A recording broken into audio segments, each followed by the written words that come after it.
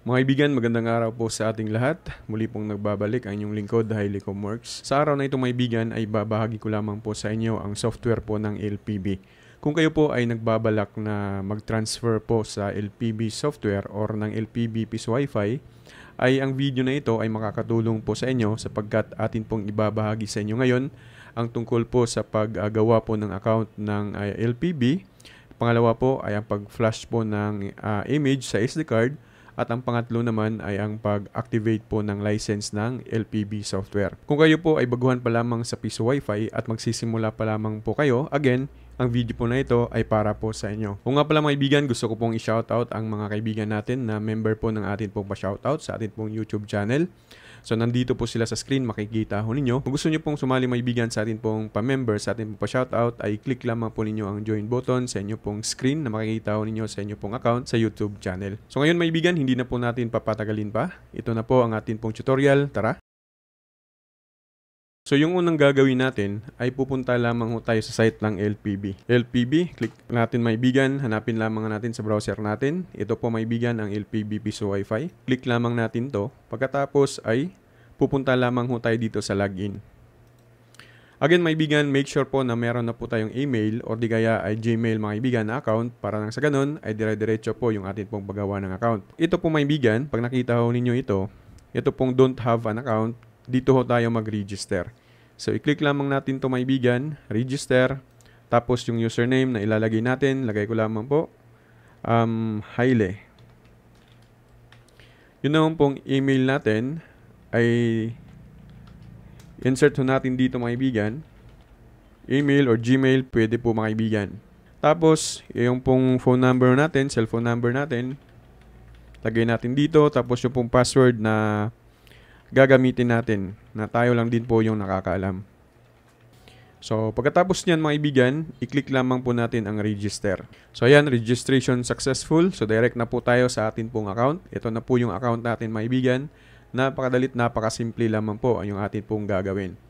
So makita ho ninyo dito, machines, licenses, send credit, license shop. So dito po tayo maibigan, dito po sa licenses, dito po natin makikita yung atin pong license.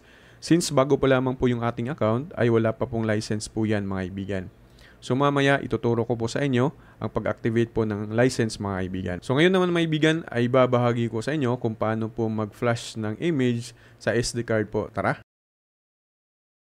So yung unang gagawin natin mga kaibigan, ay again, pupunta lamang tayo sa site ng LPB. Dito po mga kaibigan, sa site ng LPB, click lamang po natin itong download. Tapos kahit saan po dyan ng link, ito yung i-click natin. Tapos hanapin natin dito mga kaibigan, yun pong kinakailangan natin na image. So yung kailangan natin ng image is yun pong Orange Pi 1, ito po yan. So i-click po natin to.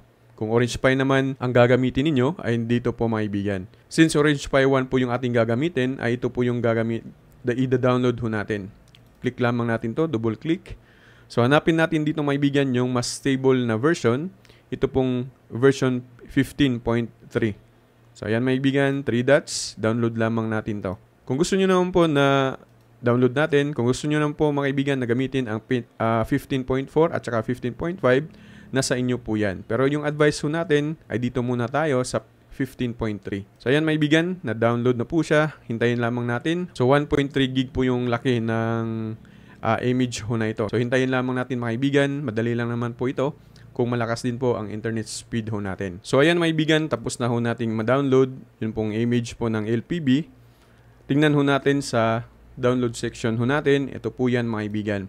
So kung wala po kayong WinRAR, ay mag-download lamang ho kayo o mag-install ho kayo sa inyo pong laptop or computer para po ay makita ho ninyo ang ganito pong itsura. Tapos right-click lamang po maibigan, extract to version 15.3 ng LPB. Click natin yan. Tapos may extract po yan maibigan, hintayin lamang ho natin na matapos po ito. So pagkatapos pong ma-extract ito maibigan, ay again babalik ho tayo dito po sa browser ho natin at hanapin ho natin ang Balina eChair. So Balina eChair yung gagamitin natin sa pag-flash po maibigan. So click lamang tong Balina eChair. Itong download eChair mga kaibigan, click natin to. at hanapin natin dito kung ano yung match sa atin pong ginagamit na computer. Gumagamit po tayo ng Windows ngayon, times 64. So download natin to. So depende yan maibigan na kung saan po ang i-download po ninyo, kung ano pong gamit na computer ho ninyo. Ito maibigan, napakadali lamang pong i-download yung Balena eChair. Punta tayo sa download section ho natin, ito po yan. Kailangan lamang natin tong i-install, run as administrator. So click natin, click yes. Tapos hintayin natin maibigan na ito po ay ma-install po sa atin pong computer. So ito na po yan maibigan, pagkatapos ho nating ma-download or ma-install ang Balena eChair, ito po yung makikita ho natin. So yung gagawin natin ngayon maibigan, ipapakita ko po sa inyo sa screen. Kailangan ihanda po ninyo ang inyo pong flash drive at saka SD card. Pagkatapos nyan, ilagay na po ninyo sa computer or sa laptop ho ninyo at para masimulan ho natin ang pag-flash po ng atin pong image papunta po sa atin pong SD card. So, yung gagawin natin ngayon, pagkatapos natin gawin yan, ay i-click lamang po ang flash from file. Tapos maibigan, sa download section ho tayo, kasi dun po yan na extract. Ito po yan maibigan, LPB piso Wi-Fi. Double click lamang. Ayan, double click or click lamang natin itong open. So, pagkatapos po niyan maibigan, i-click lamang po natin ang select target. Ito po yung atin pong 16 gig na SD card. Click lamang natin ang select. Tapos, i-click lamang po natin ang flash mga kaibigan. So ayan, hintayin lamang ho natin hanggang matapos po yung atin pong pag-flash ng atin pong image sa atin pong SD card. So ayan maibigan, makikita ho ninyo in progress na po yung atin pong pag-flash. So hintayin lamang ho natin maibigan hanggang matapos po yan. So ayan po maibigan, completed na po or finished na po yung atin pong pag-flash sa atin pong image, sa atin pong SD card. So pag nakita nyo po ganyan maibigan, ay pwede na po ninyong tanggalin ang inyong pong SD card at ilagay na po ninyo sa inyong pong board na inyong pong gagamitin. At magagamit na po natin ito sa atin pong Piso Wi-Fi. Next naman natin gagawin ngayon ay papakita ko sa inyo kung paano po mag-activate ng license ng LPB. Tara! So ngayon maibigan, ang gagawin natin para ma-activate natin yung license natin, kukonek po muna tayo sa vendor natin na nagawa ho ninyo or ginawa natin or yung pong Piso Wi-Fi natin na atin pong i-activate. So kukonek ho tayo sa atin pong Piso Wi-Fi. Tapos punta lamang ho tayo sa portal mga kaibigan. Pakita lang natin yung portal saglit. 1.10.0.0.1.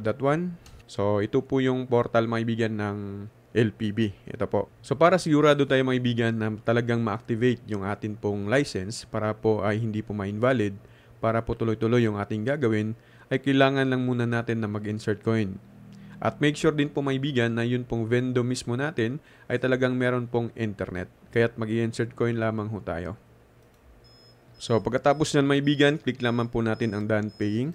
Pag may credit na po tayo maibigan, i-check po ninyo ang inyong pong YouTube kung meron po bang internet. Kung may internet na po ang inyong pong YouTube maibigan, it means meron na pong internet yun pong atin pong vendor. So ngayon, pupunta lamang ho tayo sa portal ng LPB. So type lamang ho natin 10.0.0.1/admin. So click natin yan at mapupunta ho tayo dito. Yung default password naman or default username niya is admin. Tapos yun po kanyang password, default password is 123456789. Copy lang natin yung captcha maibigan. Tapos click lamang po natin ang sign in. So dito po maibigan, scroll down lamang ho natin at puntahan ho natin itong maintenance. I-click lamang po ang maintenance. Tapos mapapansin ho ninyo, trial expire po yan. Wala pong license kapag nakita ho ninyo ito pong pula o red po dito maibigan. It means kailangan ho natin ng license. So yung gagawin natin ngayon is bibili tayo ng license maibigan. Pupunta lamang muna tayo sa atin pong account.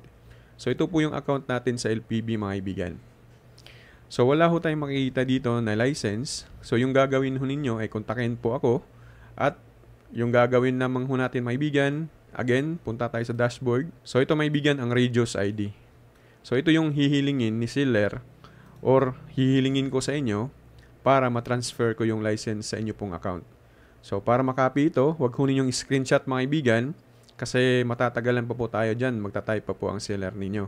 So kailangan lamang nating i-click ang copy ID, automatic mga kaibigan, na-copy natin yan. Tapos isi-send ho ninyo dun po sa seller or dun po sa bibilhan ninyo ng license. I-send nyo po sa akin mga kaibigan. Pero syempre, before ho natin i-transfer yun pong license ninyo, ay dapat magbayad muna kayo through GCash, Maya, or anumang pamamaraan sa pagbayad ng license before po matransfer ang inyong pong license. So ngayon maibigan, ipapakita ko po sa inyo kung paano po magkaroon ng license. So pagsabi po ng inyong nabilhan maibigan or seller ho ninyo na okay na po ang inyong pong license, ay pupunta lamang ho tayo dito sa licenses. Click ang licenses at makikita ho dito maibigan yung pong license ho ninyo. Ayan po, yung code natin or license.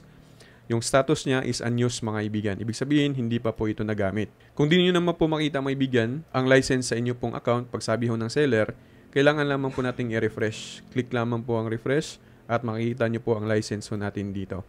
So again mga kaibigan, ganito lamang po ating gagawin. Kapag nakita nyo na po ang license, i-copy lamang po natin ang code na ito. Click copy.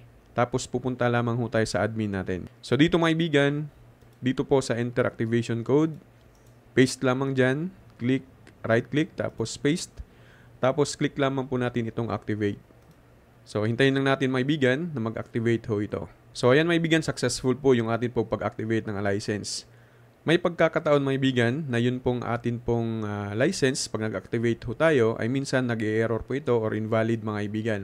Mapapansin ho natin yan kapag red pa rin itong kulay na ito at hindi natin makikita dito yung machine ID at saka activation key. So, ang problema doon, unang-una, yung sinabi ko, dapat may internet ang inyo pong vendo at naka-insert coin ho tayo sa ating pong portal. Kung meron man pong internet at naka-insert coin naman po tayo at invalid pa din, ang gagawin natin is i-reboot lang natin yung ating pong system. So, dito maibigan, makikita natin ang reboot, i-reboot lamang ho natin. Or di kaya, pupunta lamang tayo sa baba ng ating pong maintenance. So, dito po sa maintenance banda, makikita nyo po dito, ito pong on-the-air update or auto-fix mga kaibigan. Fix error and bugs. Click lamang ang auto-fixer. Pagkatapos po ay tingnan natin kung magiging okay. Kung wala pa din mga kaibigan, kulay pula pa din po yung dito banda, yung ating gagawin is babalik ho tayo sa atin pong account. Makikita natin dito mga kaibigan, i-refresh lamang ho natin. Makikita nyo po ang status is used. Ibig sabihin, successful po yung pag-activate natin sa atin pong license. Pero may mga pagkakataon na kung saan ay nag-i-error ito, nag-invalid, pero makikita ninyo sa inyong account, use na po siya. So yun yung sinasabi ko na kailangan lamang i-reboot or di kaya ay mag-auto-fix lamang ho tayo. So ngayon, wala pa din mga kaibigan kahit nag-auto-fix at nag-reboot ho tayo. So babalik tayo sa atin pong account. Ang gagawin ninyo is click lamang ang 3 dots, i-cancel lamang yung atin pong license mga kaibigan. Pag na-cancel na ho natin at unused na din po ito, again, yung ating gagawin, kakbay naman po, tapos ibalik lang natin doon hanggang maging ma-activate ho ito. Meron talagang mga pagkakataon na ganyan mga kaibigan, ang LPB system. Pero nakita nyo naman po, diretso po yung atin pong pag-activate ng atin pong piso wifi. Pero hindi ko rin po alam kung ano ang dahilan o baka hindi lang po sinunod yung pong sinasabi natin na meron pong internet dapat ang atin pong vendo or di kaya yung atin pong portal. So ganyan lamang po kadali mga kaibigan, kasimple. Yun pong atin pong pag-activate ng license ng LPB software. So kung gusto niyo pong bumili ng atin pong mga piso wifi licenses, ay meron ho tayong binibenta mga kaibigan. I-message nyo lamang po ako. Meron ho tayong link sa baba ng atin pong Facebook store mga kaibigan. At dun po natin pag-usapan kung magkano po ang presyo ng licenses na atin pong binibenta. O nga pala maibigan, kung kayo po ay baguhan pa lamang sa atin pong YouTube channel, huwag ho niyong kaligtaan na mag-like, mag-subscribe, mag-share ho ng ating video at pinaka-importante sa lahat na ma-hit ho ninyo ang atin pong notification bell para pa po sa susunod na atin pong video tutorial. Again and again, magandang araw po sa ating lahat and God bless us all.